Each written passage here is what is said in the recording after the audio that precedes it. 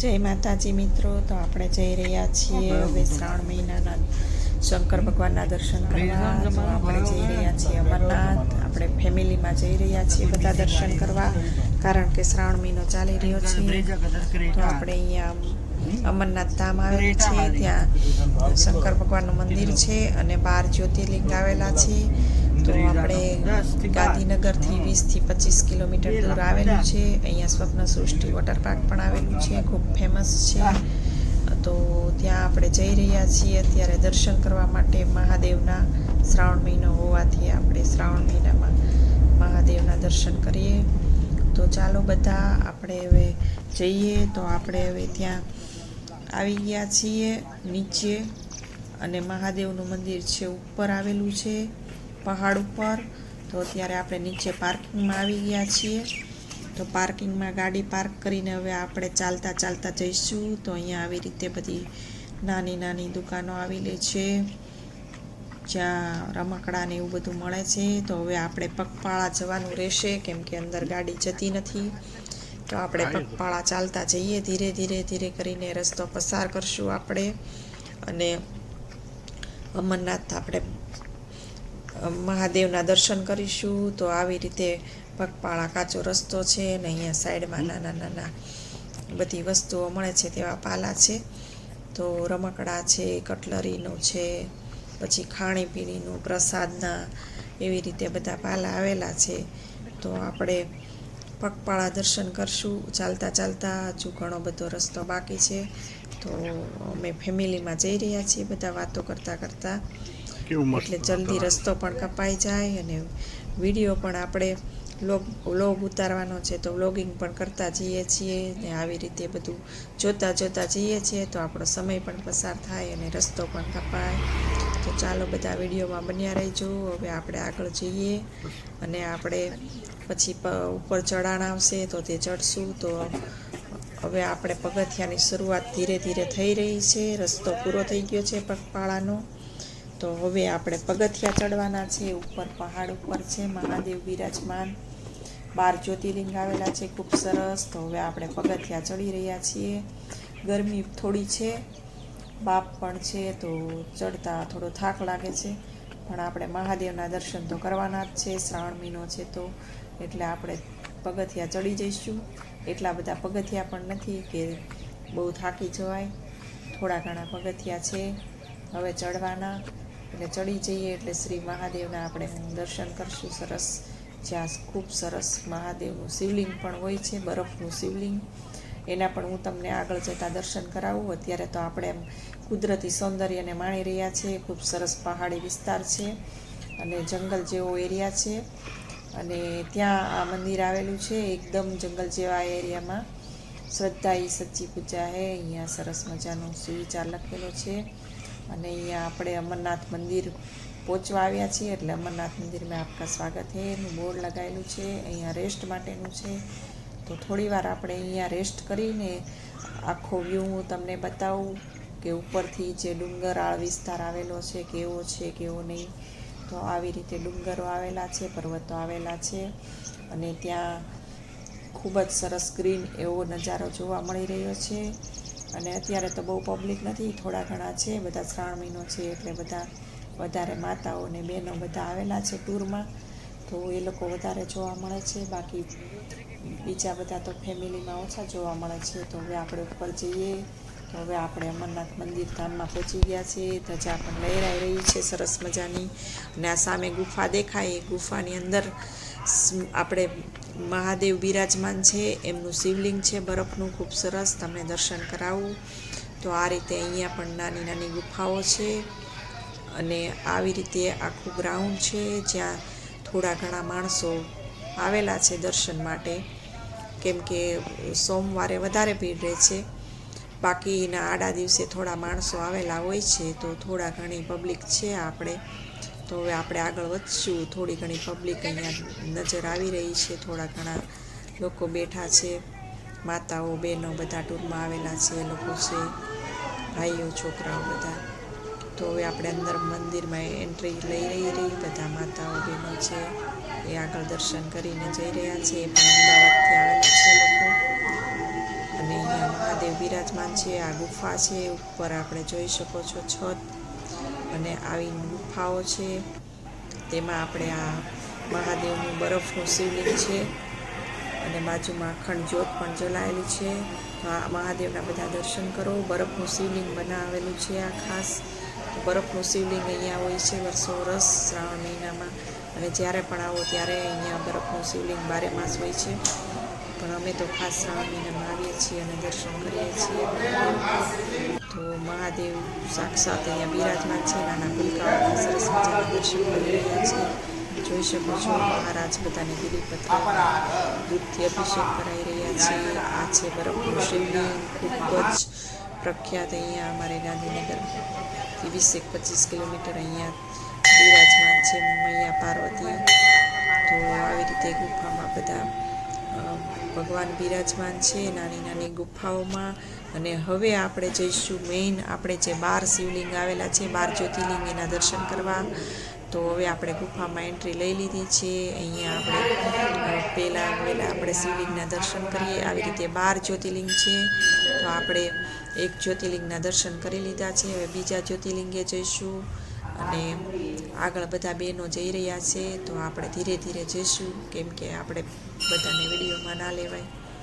તો આપણે ધીરે ધીરે આપણે દર્શન કરતા. તો અહીંયા આપણે બીજા જ્યોતિર્લિંગના દર્શન કરીએ છીએ. બધા દર્શન કરજો.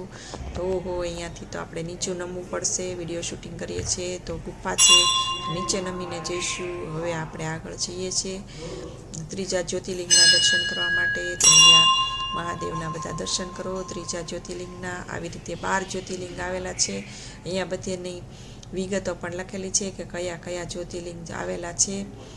પણ કોઈ ના હોય ત્યારે હું વિડીયો શૂટ કરું છું, એટલે આપણે બધું નથી વાંચી શકતા કે કેમ કે વિડીયો શૂટ કરતા હોય તો બીજા કોઈ પણ ના આવે. એ રીતે આપણે ધ્યાન રાખવું પડે. એટલા માટે તો હવે ગુફાઓમાં અંદર જઈ રહ્યા છીએ.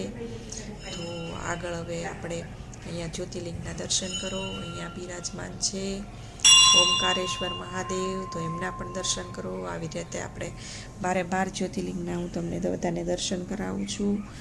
તો હવે આગળ વધશું આપણે. હવે અહીંયા પણ ગુફા છે, અહીંયા પણ નમીને જવું પડશે આપણે, ત્યારે વિડીયો શૂટ થશે. તો આપણે નીચે નમીને હવે આગળ જઈએ, જ્યોતિર્લિંગના દર્શન કરીએ. તો અહીંયા પણ બધા મહાદેવના દર્શન કરો, જ્યોતિર્લિંગના જે બિરાજમાન છે આપણે એમના પણ દર્શન કરો મહાદેવના. હર મહાદેવના નાદ સાથે. તો હવે આગળ આપણે જઈશું. આવી રીતે 12 જ્યોતિર્લિંગના દર્શન કરાવવું. અંદર ગુફામાં જવાનું છે. ખૂબ સરસ છે. આ એકદમ નાની ને સાંકડી ગુફા છે, નાના બાળકો માટે પણ બનાવેલી છે. તો આપણે હવે અહીંયાથી આવી રીતે ધીરે ધીરે જઈશું. બધા આગળ જતા રહ્યા છે. બહેનો ટૂર આવેલી છે પણ આગળ જતા રહ્યા છે. આપણે પાછળ વિડીયો શૂટ કરવા માટે ધીરે ધીરે જઈ રહ્યા છીએ. તો ભીમાશંકર છે મહારાષ્ટ્રમાં, એમનો અહીંયા શિવલિંગ છે, બિરાજમાન છે મહાદેવ, એમનું શિવલિંગ છે અહીંયા. તો ભીમાશંકરના દર્શન કર્યા. મહારાષ્ટ્રમાં જે આવેલ છે જ્યોતિર્લિંગ એમના. તો હવે અહીંયા પણ આપણે દર્શન કરી લઈએ. તો આવી રીતે 12 જ્યોતિર્લિંગના દર્શન કરાવું. અહીંયા રામેશ્વરમ જે તમિલનાડુમાં આવેલ છે એ શિવલિંગ છે. તો બધા દર્શન કરી શકો છો. રામેશ્વર જ્યોતિર્લિંગના તમિલનાડુમાં બિરાજમાન છે તે. તો હવે આગળ આપણે વધશું જ્યોતિર્લિંગના દર્શન કરવા. 12 જ્યોતિર્લિંગના આવી રીતે ધીરે ધીરે દર્શન કરીએ આપણે. તો હવે આગળ વધીએ આપણે. તો અહીંયા છે નાગેશ્વર મહાદેવ જ્યોતિર્લિંગ. નાગેશ્વર મહાદેવનું જ્યોતિર્લિંગ છે, એમના દર્શન કરો બધા. હવે આપણે આગળ વધશું ધીરે ધીરે ગુફામાં, અને બીજા આપણે જે જ્યોતિર્લિંગ બાકી છે એમના દર્શન કરાવું તમને બધાને. તો ચાલો બધા આપણે હવે આગળ દર્શન કરીએ. તો અહીંયા છે વિશ્વેશ્વર મહાદેવ જ્યોતિર્લિંગ, એમના તમે દર્શન કરી શકો છો. તો હવે આગળ આપણે જઈશું પાછા જ્યોતિર્લિંગના દર્શન કરવા. ગુફામાંથી ધીરે ધીરે આગળ વધશું. તો લગભગ આપણે 11 જેવા જ્યોતિર્લિંગના દર્શન થઈ ગયા છે. 10 થી 11 જોઈએ હવે. કેમ કે હું વિડીયો પણ શૂટ કરું છું એટલે ગણતરી નથી કરી શકતી. પણ આગળ જોઈએ હવે કેટલા જ્યોતિર્લિંગ બાકી છે. તો અહીંયા પણ જ્યોતિર્લિંગ છે, એમના દર્શન કરો બધા. એટલે અહીંયા જો નાની ગુફા આવેલી છે, નાના બાળકો આમાંથી સરકીને જઈ શકે એવી કેવી સાંકડી ગુફા છે. ખૂબ મજા આવે છે. અહીંયા બધા એકવાર દર્શન કરવા ખાસ આવજો. અમરનાથ ધામ છે, તો અહીંયા સાક્ષાત મહાદેવના દર્શન પૂરું થશે. તો હવે અહીંયા જ્યોતિર્લિંગના દર્શન કરો તમે બધા ખાસ.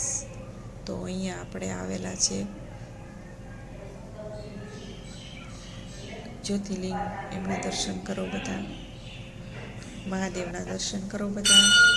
તો હવે આપણે આગળ જઈશું ગુફામાં, અને આગળ આપણે હવે દર્શન કરીએ જ્યોતિર્લિંગના, કે અહીંયા કયું જ્યોતિર્લિંગ આવેલું છે તે આપણે દર્શન કરીએ.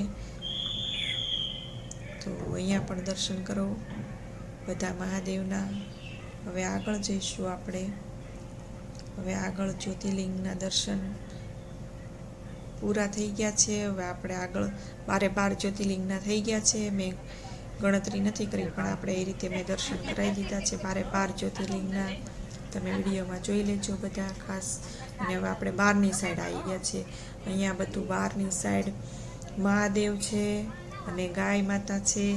ગાય માતા છે, એમની નીચે શિવલિંગ સરસ છે, અને ત્યાં દૂધનો અભિષેક થાય છે. આપણે 10 રૂપિયાનો સિક્કો નાખીએ તો નીચે, તો આ માસી છે એ અભિષેક કરી રહ્યા છે. જે અમદાવાદથી બધા બહેનો આવેલા છે, બધા માસીઓ બધા આવેલા છે મોટી ઉંમરના, દર્શન કરવા માટે અમદાવાદથી બસ લઈને. તો એ લોકો દર્શન કરી રહ્યા છે. એ લોકો અમારી આગળ આવેલા છે. તો માસી બધા છે મોટી ઉંમરના, એ લોકો આવ્યા છે શ્રાવણ મહિનો હોવાથી દર્શન કરવા. તો અહીંયા આવો ગાર્ડન આવેલો છે, ખૂબ સરસ ગાર્ડન છે. તો ત્યાં બાળકોને ખૂબ મજા આવે છે આ ગાર્ડનમાં. અને અહીંયા અમે થોડી વાર બેઠા રોકાણા. અહીંયા બહારનો ભાગ છે, જે આપણે 12 જ્યોતિર્લિંગ દર્શન કરીને આવ્યા ને, તે પાછળનો ભાગ આખો આ ગુફામાં 12 જ્યોતિર્લિંગ હતા આ ગુફામાં, જે સામે દેખાય છે તે. અને ઉપર ધજા છે, આ છે અમરનાથ. ઉપર બરફનો ભાગ હોય એ રીતનું આખી ગુફા બનાવેલી છે. તો આ છે અમરનાથની ગુફા આખી, એની અંદર જ 12 જ્યોતિર્લિંગ જે આપણે દર્શન કરીને આવ્યા એ અંદર છે. તો આ છે અમરનાથ ધામ. અને બહારનો વ્યૂ કેવો છે બધા કોમેન્ટમાં જણાવજો. ખૂબ સરસ દેખાય છે, બરફીલો, અને અમરનાથ ધામનો ખૂબ સરસ વ્યૂ છે. તો હવે આપણે આગળ જઈશું. બહાર નીકળવાનો છે રસ્તો. આ બહારની સાઈડ આપણે આવી ગયા છે. અહીંયા રેસ્ટોરન્ટની પણ ખૂબ સરસ સુવિધા છે. ત્યાં